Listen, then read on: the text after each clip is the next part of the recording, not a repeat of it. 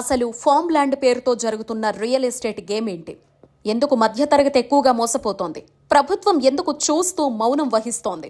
ఈ ట్రాప్ అంతా చాలా ఆకర్షణీయంగా మొదలవుతుంది. అందమైన బ్రోచర్లు సోషల్ మీడియాలో అంటే ఫేస్బుక్, ఇన్స్టాగ్రామ్, ఎక్స్, లింక్డ్ఇన్ వంటి వాటితో పాటు భారీ హోర్డింగ్స్ ద్వారా ప్రచారం. వీటిల్లో ఊదరగొట్టేస్తారు. ఇంకా ప్రత్యేకంగా మార్కెటింగ్ టీమ్స్ ఉంటాయి. వాళ్ల పని ఏంటంటే మీకు కాల్ చేయడం, ఫ్రీ సైట్ విజిట్ ఆఫర్ ఇవ్వడం, కన్విన్స్ చేసి వీకెండ్ ట్రిప్లా తీసుకువెళ్ళటం. అక్కడికి వెళ్ళాక అసలు విషయం మొదలవుతుంది. పచ్చని ఫీల్డ్స్ చూపిస్తారు. భవిష్యత్తులో విలువ పెరుగుతుందని చెప్తారు. ఆ భూమికి ఎటువైపు ఏ కంపెనీలు వస్తాయో వివరిస్తారు. చుట్టూ వేరే వెంచర్లున్నా తమదే ఎందుకు నిఖార్సైందో చెప్తారు. అంతా అయ్యాక చివరకు ఒక మాట చెప్తారు.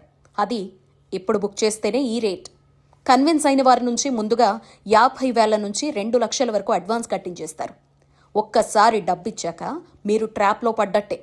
మొదట చూస్తే అన్నీ సరిగానే కనిపిస్తాయి. రిజిస్ట్రేషన్ చేస్తారు, పట్టాదారు పాస్బుక్ ఇస్తారు, రైతు భరోసా కూడా వస్తుందని చెప్తారు. చాలా వెంచర్లలో ఇక్కడే అసలు మోసం దాగుంటుంది.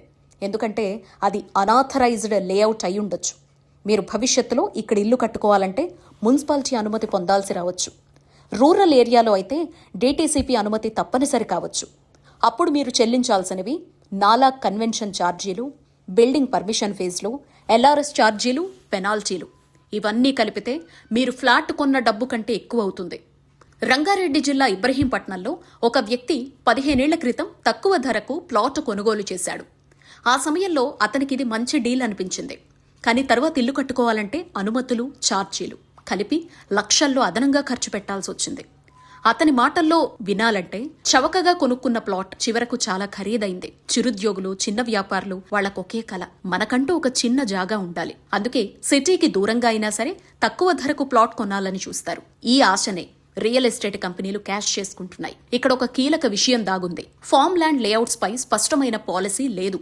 గుంటల్లో రిజిస్ట్రేషన్ చేస్తే అది వ్యవసాయ భూమేనని ప్రభుత్వం అంటోంది. అంటే ఎలాంటి లేఅవుట్ అనుమతులు అవసరం లేదు. ఇదే రియల్టర్ల పాలిటీ పెద్ద లూప్ హోల్.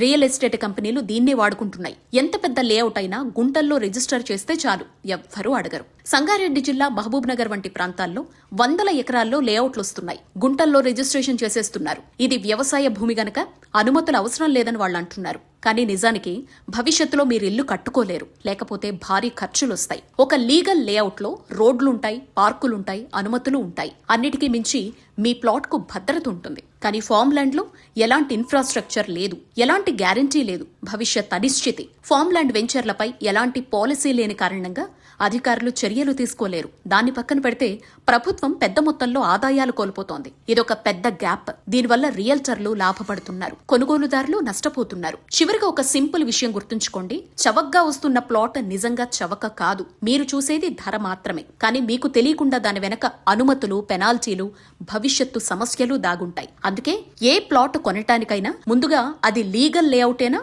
అనుమతులున్నాయా అన్నది తప్పనిసరిగా చెక్ చేసుకోండి. లేకపోతే ఈ రోజు తీసుకున్న నిర్ణయం రేపు మీకు గుదిబండ కావచ్చు.